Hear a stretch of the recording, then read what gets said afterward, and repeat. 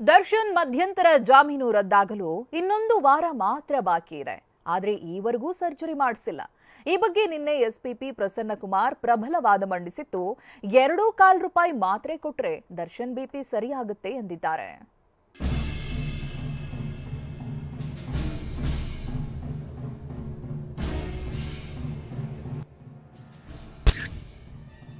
₹2.25 ಮಾತ್ರೆ ಕೊಟ್ರೆ Darshan BP ಸರಿಯಾಗುತ್ತೆ.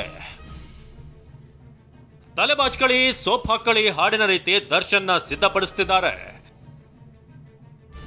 Darshan surgery ಬಗ್ಗೆ ಪ್ರಶ್ನೆ ಎತ್ತಿದ ಎಸ್ಪಿಪಿ ಪ್ರಸನ್ನಕುಮಾರ್ ಪ್ರಬಲ ವಾದ.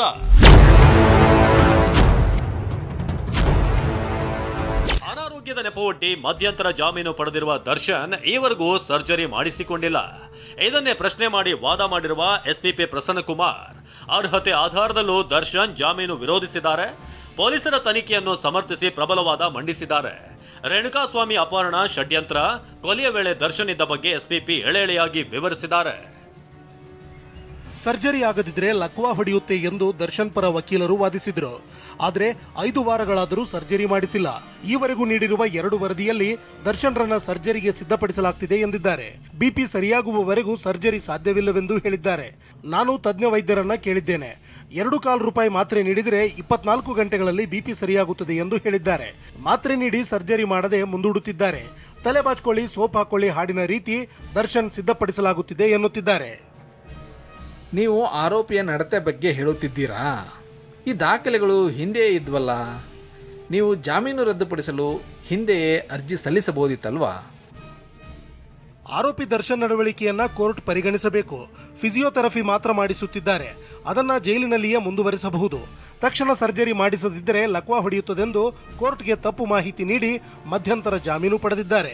ವಿಳಂಬವಾಗಿಯಾದರೂ ಸರ್ಜರಿ ಆಗುತ್ತದೆಂದು ಕಾಯುತ್ತಿದ್ದೆವು. ಹೀಗಾಗಿ ಮಧ್ಯಂತರ ಜಾಮೀನು ರದ್ದು ಕೋರಲಿಲ್ಲ. ಪ್ರಸನ್ನಕುಮಾರ್ ಅವರ ಈ ವಾದಕ್ಕೆ ಆಕ್ಷೇಪ ವ್ಯಕ್ತಪಡಿಸಿದ ದರ್ಶನ್ ಪರ ವಕೀಲ ಸಿವಿ ನಾಗೇಶ್ ಈಗಾಗಲೇ ಮಧ್ಯಂತರ ಜಾಮೀನು ಪ್ರಶ್ನಿಸಿ ಸುಪ್ರೀಂ ಕೋರ್ಟ್ಗೆ ಮೇಲ್ಮನವಿ ಸಲ್ಲಿಸಿದ್ದಾರೆ. ಸರ್ಜರಿ ಬಗ್ಗೆ ಮಾಹಿತಿಯನ್ನ ಕೋರ್ಟ್ಗೆ ನೀಡುತ್ತೇವೆ ಅಂದ್ರು. ಇದಾದ ಬಳಿಕ ಪ್ರಸನ್ನಕುಮಾರ್ ಕೃತ್ಯ ನಡೆದ ಸ್ಥಳದಲ್ಲಿ ದರ್ಶನ್ ಇದ್ದ ಬಗ್ಗೆ ವಾದ ಮಾಡಿದ್ರು. ಮೃತ ರೇಣುಕಾಸ್ವಾಮಿಯನ್ನ ಕರೆತಂದು ಬಟ್ಟೆ ಬಿಚ್ಚಿಸಿ ಹಲ್ಲೆ ನಡೆಸಿದ್ದಾರೆ. ಕೃತ್ಯದ ಸ್ಥಳದಲ್ಲಿ ದರ್ಶನ್ ಸೇರಿದಂತೆ ಆರೋಪಿಗಳು ಹಾಗೂ 6 ಜನ ಸಾಕ್ಷಿಗಳಿದ್ದರೆಂಬುದಕ್ಕೆ ಅವರೆಲ್ಲರ ಮೊಬೈಲ್ನ ಲ್ಯಾಟಿಟ್ಯೂಡ್ನ ವಿವರ ಲಭ್ಯವಿದೆ.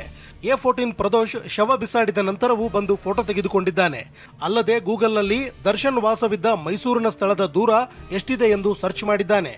ಪೊಲೀಸರು ಫೋನ್ ಟವರ್ ಹೇಗೆ ಹುಡುಕುತ್ತಾರೆ, ಡ್ರಾಪ್ಡ್ ಪಿನ್ ತೆಗೆದುಹಾಕುವುದು ಹೇಗೆ ಎಂಬುದನ್ನೆಲ್ಲ ಸರ್ಚ್ ಮಾಡಿ ಸಾಕ್ಷಿ ನಾಶಕ್ಕೆ ಪ್ರಯತ್ನಿಸಿದ್ದಾನೆ.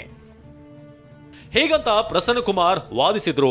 ಕೋರ್ಟ್ ಕಲಾಪದ ಅವಧಿ ಮುಗಿದಿದ್ದರಿಂದ ವಿಚಾರಣೆಯನ್ನ ಡಿಸೆಂಬರ್ 9ಕ್ಕೆ ಮುಂದೂಡಲಾಯಿತು.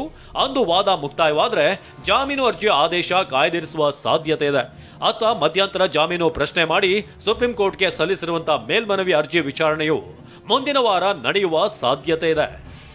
ರಮೇಶ್, TV9 ಬೆಂಗಳೂರು.